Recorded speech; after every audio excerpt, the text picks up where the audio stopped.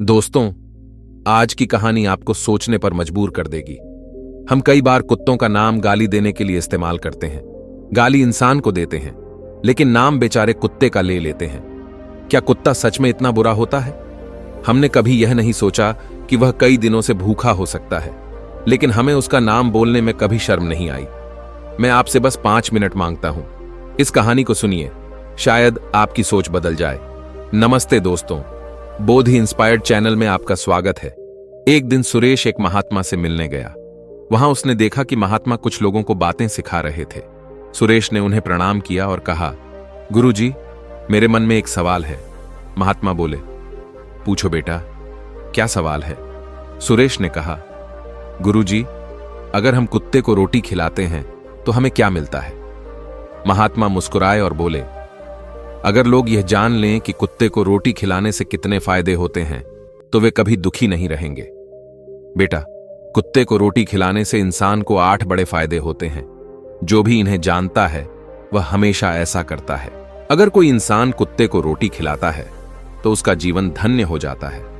उसे जीवन में कभी भी दुखों का सामना नहीं करना पड़ता और मरने के बाद उसे मोक्ष की प्राप्ति होती है।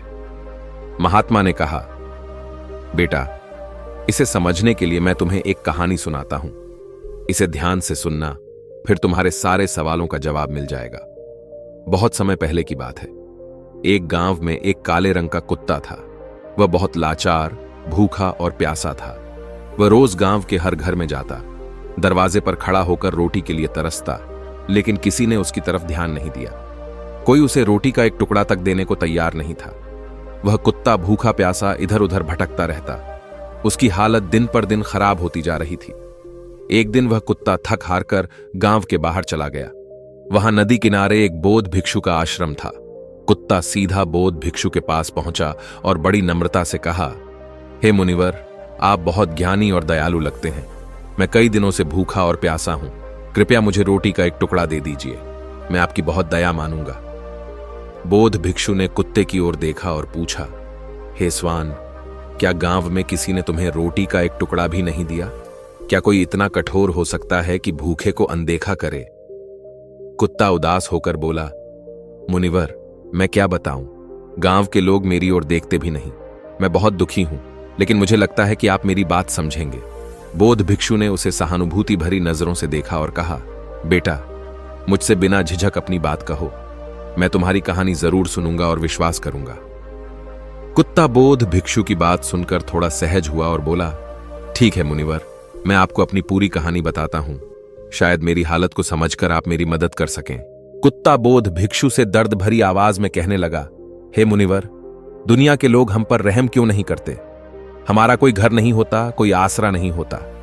हम इंसानों की तरह काम करके खाना कमा नहीं सकते। हमें कपड़े पहनने का ज्ञान नहीं है, इसलिए सर्दी, गर्मी और बरसात में ऐसे ही भटकते रहते हैं। हमें पढ़ना लिखना भी नहीं आता और न ही आपकी तरह अनुशासन और अच्छे व्यवहार का ज्ञान है। हम इंसानों की तरह साफ बोलना नहीं जानते, लेकिन हमें आपकी तरह भूख लगती है। चोट लगने पर हमें दर्द होता है और रोना भी आता है। मुनिवर, बस इन 3 बातों में ही हम इंसानों के जैसे हैं। इसलिए मैं आपसे विनती करता हूं कि हम पर दया दिखाइए। हमें और दुख मत दीजिए। ईश्वर ने तो पहले ही हमें तकलीफें देकर इस धरती पर भेजा है, लेकिन इंसान हमारी जिंदगी को और कठिन बना देते हैं। हम आपकी तरह मनुष्य नहीं हैं।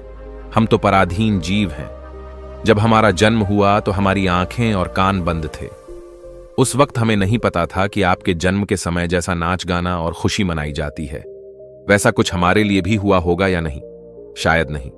मुझे याद है, जब मेरी आंखें खुलीं तो मैंने देखा कि मेरी मां, जिसे आप लोग कुतियां कहते हैं, अपने 5 बच्चों को अपनी छाती से चिपकाए हुए कूड़े के ढेर में पड़ी थी। हमारे लिए वही बिस्तर था। सर्दी के मौसम में भी वह बिस्तर हमें ठंड से बचाता था। उस वक्त मुझे लगता था कि शायद मैं किसी बड़े घर में पैदा हुआ हूं, लेकिन जब मेरी आंखों ने सच्चाई देखी तो मुझे पता चला कि मैं एक कुत्ता हूं। हम 5 भाई बहन थे। मेरे 4 भाई लाल और भूरे रंग के थे और मैं अकेला काले रंग का था। यह कहते हुए कुत्ते की आवाज में गहरी उदासी झलक रही थी। उसकी बातें सुनकर बौद्ध भिक्षु का मन पिघलने लगा। कुत्ता गहरी उदासी से बौद्ध भिक्षु को अपनी कहानी सुनाने लगा। मुनिवर, हम 5 भाई बहन थे, लेकिन उनमें से सबसे छोटा और कमजोर मैं था। ऊपर से मैं अकेला काले रंग का था। बाकी 4 भाई लाल और भूरे रंग के थे। मेरी मां भी हमारे पास ज्यादा समय नहीं बिता पाती थी, क्योंकि उसे अपना पेट भरने के लिए इधर उधर भटकना पड़ता था। अगर वह खुद नहीं खाती तो हमें दूध कैसे पिलाती। हम 5 भाई अपनी मां पर पूरी तरह निर्भर थे। वह दिन भर अपने भोजन की तलाश में दौड़ती रहती थी। कभी उसे खाना मिल जाता था तो कभी नहीं, लेकिन वह हमारी बहुत देखभाल करती थी। आखिर वह हमारी मां थी। रात को वह पूरे गांव की रखवाली करती थी। उसकी हिम्मत और ताकत के कारण कोई भी अनजान व्यक्ति बुरी नीयत से गांव में कदम नहीं रख सकता था। यहां तक कि दूसरे गांव के कुत्ते भी हमारी मां से डरते थे और गांव में घुसने की हिम्मत नहीं करते थे। अगर किसी किसान के खेत में कोई जानवर खड़ी फसल खाने आता तो मेरी मां उसे दौड़कर भगा देती। गांव वालों के लिए वह इतना कुछ करती थी, लेकिन इसके बाद भी उसे खाना देने वाला कोई नहीं था। कई बार उसे मजबूरी में छीना झपटी करनी पड़ती थी, लेकिन तब भी लोग उसे लाठियों और डंडों से मारकर भगा देते थे। ऐसे दिनों में जब उसे खाना नहीं मिलता तो वह भूखी प्यासी रहकर अपनी भूख को सहती रहती थी। वह हम सबके लिए लड़ती और रात भर जागकर हमें सुरक्षित रखती थी। लेकिन हे मुनिवर, आखिर भूख तो हमें भी आपकी तरह लगती है। भूखा पेट तो सबका एक जैसा दुखता है, चाहे वह इंसान हो या जानवर। कुत्ते की बातें सुनकर बोध भिक्षु का हृदय पिघलने लगा। उसकी पीड़ा और संघर्ष बोध भिक्षु को गहराई से छू गया। कुत्ता अपनी मां की हालत बताते हुए भावुक होकर बोला, हे मुनिवर, मेरी मां पर कितना अत्याचार हुआ, फिर भी उसने हमें कभी अकेला नहीं छोड़ा। उसे अपनी भूख के साथ साथ हम 5 बच्चों की भी चिंता लगी रहती थी। आखिर मां थी, हमें तकलीफ में देखकर उसका दिल भी तड़पता था, लेकिन गांव वाले उसे देखकर भी अनदेखा कर देते थे। भूख उसे चैन से बैठने नहीं देती थी, और जब खाने का कोई रास्ता नहीं बचता तो वह मजबूरी में चुपके से लोगों के घरों में जाती। अगर कहीं खाने की चीज मिल जाती तो उसे लेकर अपने भूखे पेट की आग बुझा लेती। लेकिन कई बार जब लोग उसे ऐसा करते देख लेते तो लाठियां और डंडे लेकर उसके पीछे दौड़ पड़ते। कुछ तो इतने निर्दयी थे कि उसे घर के अंदर बंद करके बेरहमी से पीटते। मेरी मां का बुरा हाल कर देते थे। फिर भी मुनिवर, मेरी मां ने किसी का क्या बिगाड़ा था। उसने तो बस भूख से मजबूर होकर खाना चुराया था। हमें चोरी करने का कोई शौक नहीं है, लेकिन पेट की भूख हमें यह सब करने पर मजबूर कर देती है। कुत्ता रुककर गहरी सांस लेता है और फिर कहता है, मुनिवर, एक दिन की बात है। बहुत तेज बारिश हो रही थी, ओले गिर रहे थे और ठंडी हवाएं चल रही थीं। इतनी ठंड थी कि उस रात मेरे 3 भाई ठिठुर कर मर गए। उस दिन मेरी मां बहुत रोई। उसकी आंखों में गहरा दुख था, लेकिन गांव के लोग हमारी पीड़ा को नहीं समझ सके। उनके अपने बच्चे थोड़ी न मरे थे। अब हम सिर्फ 2 भाई बचे थे। मेरी मां ने हमारी पूरी देखभाल करनी शुरू कर दी। वह हर पल हमें बचाने की कोशिश करती थी। लेकिन एक दिन ऐसा आया जब गांव के सेठ के घर दावत हो रही थी। वहां कई तरह की मिठाइयां बन रही थीं और बहुत सारे मेहमान आए हुए थे। मेरी मां खाने की तलाश में बार बार वहां जाती। वह आशा करती कि कोई उसे थोड़ा सा खाना दे देगा, लेकिन वहां के लोग उसे बार बार दुत्कार कर भगा देते। किसी ने उस बेचारी पर इतना भी तरस नहीं खाया कि उसे एक रोटी खाने को दे दें।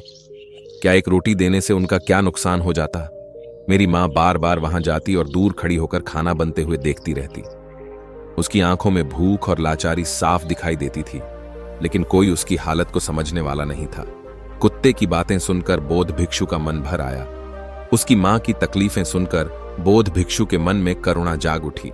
कुत्ता बोध भिक्षु से अपनी मां का दर्द बताते हुए कहने लगा, मुनिवर, सेठ जी के आंगन में दावत चल रही थी। लोग खाना खा रहे थे और भोजन परोसा जा रहा था। मेरी मां भी वहां पहुंचकर धीरे धीरे पूंछ हिलाने लगी। शायद कोई उस पर दया करके कुछ खाने को दे दे, लेकिन ऐसा नहीं हुआ। खाना परोसने वाला एक आदमी जब किसी काम से अंदर गया तो मेरी मां धीरे धीरे रोटियां लेने के लिए बढ़ी। तभी किसी और आदमी ने उसे देख लिया और जोर जोर से चिल्लाने लगा। चारों ओर से लोग उसकी तरफ भागे। मेरी मां उनकी चीखें सुनकर घबरा गई और वहां से भागने लगी। कुछ लोग लाठियां लेकर उसे मारने दौड़े। बेचारी मां डरकर इधर उधर रास्ता ढूंढने लगी, लेकिन हर तरफ लोग खड़े थे। कोई रास्ता न पाकर वह उन लोगों को लांघकर निकल गई जो भोजन कर रहे थे। फिर कुत्ता उदासी से बोला, हे मुनिवर, मेरी मां को अपनी जान बचाने के लिए भागना पड़ा, लेकिन वह इस बात से उतनी परेशान नहीं थी। उसे ज्यादा दुख इस बात का हुआ कि जो लोग वहां खाना खा रहे थे वे सब खड़े हो गए और कहने लगे कि अब उनका भोजन भ्रष्ट हो गया है, क्योंकि कुतियां उनके पास से लांघकर निकल गई। सोचिए मुनिवर, उनकी दावत तो खराब हो गई, लेकिन क्या किसी ने यह सोचा कि मेरी मां कितनी भूखी थी और उसने यह सब क्यों किया। कुत्ता बोध भिक्षु से कहने लगा, मुनिवर, उस दिन दावत खाने वाले लोग एक दूसरे से यह सोचते रहे कि अब क्या किया जाए, क्योंकि भोजन तो अब खराब हो चुका था। सेठ जी फूट फूट कर रोने लगे, जबकि कुछ लोग कह रहे थे कि कुतिया तो केवल ऊपर से लांघ कर गई थी, उसने खाने में या पत्तलों में मुंह तक नहीं डाला। वे कहते थे, शहरों में तो लोग कुत्तों को पालते हैं, उन्हें घर में सुलाते हैं और खिलाते भी हैं, तो इसमें क्या बुरा है? अगर कुतिया लांघ कर गई है तो भोजन खराब नहीं हुआ है। लेकिन कुछ बड़े घरों के लोग इसे नहीं मानते थे और कहने लगे कि भोजन अब भ्रष्ट हो गया है, यह हमारे खाने के लायक नहीं है। अंत में उन्हीं की बात मानी गई और सारा भोजन गरीबों में बांट दिया गया। उस दिन मेरी मां को बहुत अच्छा खाना मिला, जो उसने कभी सपने में भी नहीं खाया था। वह खुशी में पेट भरकर लेटी ही थी कि अचानक सेठ जी वहां डंडा लेकर आ पहुंचे। उन्होंने मां को बुरी तरह से पीटना शुरू कर दिया। मेरी मां को वहां से भागने का मौका भी नहीं मिला। डंडों से उसकी पीड़ा सुनकर वह चिल्ला रही थी। मुनिवर, मां का विलाप सुनकर पत्थर भी पिघल जाता, लेकिन उस निर्दयी सेठ पर जरा भी दया नहीं आई। वह उसे बेरहमी से पीटता रहा। मेरी मां का चीखना पूरे गांव में गूंज रहा था, लेकिन किसी ने उसकी मदद नहीं की। कुत्ता आगे कहता है, मुनिवर, कुछ लोग आए और सेठ जी को समझाते हुए बोले, सेठ जी, जाने दीजिए, भूख में तो आदमी की भी बुद्धि भ्रष्ट हो जाती है। यह तो एक पशु है, इसे अच्छे बुरे का क्या ज्ञान? अब इसे मारकर आपको क्या मिलेगा? जो होना था सो हो गया। लोगों की बात सुनकर सेठ जी ने मेरी मां को पीटना बंद किया। फिर बहुत मुश्किल से वह हमारे पास आई और हमें सारी कहानी सुनाई। हम दोनों भाइयों ने सुना तो सोचा कि हमारा जीवन कितना कठिन है। एक आदमी एक रोटी के टुकड़े के लिए हमें चोर की तरह पीटता है, और ऐसे लोग जो हमारी पीड़ा को नहीं समझते, उनका क्या कहना? फिर कुत्ता कहता है, हे मुनिवर, एक दिन की बात है। उसी गांव के बाहर एक ब्राह्मण रुका हुआ था। उसने अपनी रोटियां बनाने के लिए चूल्हा जलाया और दाल बनाने के लिए उसमें रख दी। फिर आटा गूंथ कर रख दिया और पानी लेने कुएं पर चला गया। वहीं मेरी मां घूमते घूमते पहुंची और आटे को देखा। उसने सोचा कि शायद इसका कोई मालिक नहीं है, तो वह बिना सोचे समझे आटे को खाने लगी। लेकिन ब्राह्मण ने कुएं से पानी भरते हुए देखा कि उसकी आटे की थैली एक कुतिया खा रही है। यह देख उसे बहुत दुख हुआ। कुत्ता कहता है, मुनिवर, उस ब्राह्मण ने देखा कि उसकी आटे की थैली एक कुतिया खा रही है, तो वह दुखी होकर रोने लगा। कुछ लोगों ने आकर कहा, अरे ब्राह्मण देवता, इस कुतिया ने आपका आटा खराब कर दिया। कल तो इसने सेठ जी की पूरी रसोई ही बर्बाद कर दी। ब्राह्मण दुखी होकर बोला, भाई, मुझे क्या पता था कि यह दुष्ट कुतिया मेरे आटे को खाने के लिए घात लगाए बैठी है। फिर ब्राह्मण ने बिना सोचे समझे लाठी उठाई और उस कुतिया पर टूट पड़ा। मां उस आटे को ठीक से खा भी नहीं पाई थी, लेकिन उससे भी ज्यादा उस पर लाठियां बरस गईं। महीनों तक मेरी मां लड़खड़ाते हुए घूमती रही। उस दिन हमें यह समझ में आया कि आदमी कितना खुदगर्ज है। हम उसके लिए जो भी काम करते हैं, वह फिर भी हमें समझता नहीं। कुत्ता फिर कहता है, हे मुनिवर, हमारी सबसे बड़ी कमी यह है कि हम उन्हीं मतलबी इंसानों के अधीन रहना चाहते हैं, जो हमें कष्ट देते हैं। जो हमें प्यार से खिलाता है, हम उसकी कितनी मदद करते हैं। क्या आप जानते हैं कि कुत्ता सिर्फ आपके घर की रखवाली ही नहीं करता, बल्कि उसे रोटी खिलाने से और भी कई फायदे होते हैं, जो ज्यादातर लोग नहीं जानते। महात्मा ने कहा कि अगर इंसान कुत्ते को रोटी खिलाने के फायदे समझ जाए, तो वह अपने जीवन में होने वाले कई नुकसान से बच सकता है। महात्मा ने यह भी बताया कि जब घर में रोटी बनाई जाती है, तो पहली रोटी गाय माता के लिए और आखिरी रोटी कुत्ते के लिए होनी चाहिए। यह भगवान का बनाया हुआ नियम था, लेकिन आज लोग इस नियम को भूलकर सारी रोटियां खुद ही खा लेते हैं, जिसका बुरा असर उनके जीवन पर पड़ता है। कुत्ता ऐसा जीव है जिसे रोटी खिलाने से इंसान के ग्रहों के दोष भी कम हो जाते हैं। महात्मा ने कहा कि कुत्ते को रोटी खिलाने का पहला फायदा यह है कि इससे शनि जैसे ग्रहों का बुरा असर कम हो जाता है। जब शनि ग्रह बुरी नजर डालता है, तो इंसान के सारे काम खराब होने लगते हैं और वह आर्थिक तंगी में फंस जाता है। अगर कोई व्यक्ति कुत्ते को रोटी खिलाता है, तो उससे कई फायदे होते हैं। पहला फायदा यह है कि शनि या अन्य ग्रहों का बुरा असर कम हो जाता है। दूसरा फायदा यह है कि आपका भाग्य आपका साथ देने लगता है और घर से सारी नकारात्मक ऊर्जा खत्म हो जाती है। तीसरा फायदा यह है कि माता लक्ष्मी खुश हो जाती हैं, जिससे आपके घर में धन संपत्ति की कभी कमी नहीं होती। चौथा फायदा यह है कि कर्ज आपके ऊपर नहीं चढ़ता, और अगर पहले से कर्ज है तो उससे भी छुटकारा मिल जाता है। पांचवा फायदा यह है कि सुबह शाम कुत्ते को खाना खिलाने से आपका व्यापार अच्छा चलता है। छठा फायदा यह है कि इससे आपकी उम्र बढ़ती है और जो पैसा कहीं रुका हुआ है वह वापस मिल जाता है। सातवां फायदा यह है कि आपका स्वास्थ्य हमेशा अच्छा रहता है और आप मानसिक रूप से भी मजबूत महसूस करते हैं। जब आप कुत्ते को रोटी खिलाते हैं तो आपका मन हमेशा खुश और ऊर्जावान रहता है। आपके विचार भी अच्छे और सकारात्मक होते हैं। आठवां फायदा यह है कि कुत्ते को रोटी खिलाने से भगवान भी आपसे प्रसन्न होते हैं, क्योंकि भगवान सभी जीवों की देखभाल करते हैं। जो व्यक्ति सभी जीवों पर दया करता है, भगवान उसकी हमेशा रक्षा करते हैं और उस पर अपनी कृपा बनाए रखते हैं। आपने अक्सर सुना होगा कि जब कुत्ता रोता है तो कोई बड़ा संकट आता है या किसी की मृत्यु होती है, इसीलिए कुत्ते को कभी रुलाना नहीं चाहिए। महात्मा ने सुरेश को कुत्ते को रोटी खिलाने के ये 8 फायदे बताए। जो भी व्यक्ति कुत्ते को रोटी खिलाता है उसे इन सभी फायदों का आशीर्वाद मिलता है। तो दोस्तों, आपको यह कहानी कैसी लगी हमें कमेंट में जरूर बताइए। अगर कहानी पसंद आई हो तो हमारे चैनल बोधी इंस्पायर्ड को सब्सक्राइब करना ना भूलें। अगली कहानी में फिर मिलेंगे, तब तक अपना ध्यान रखें। धन्यवाद और नमो बुद्धाय।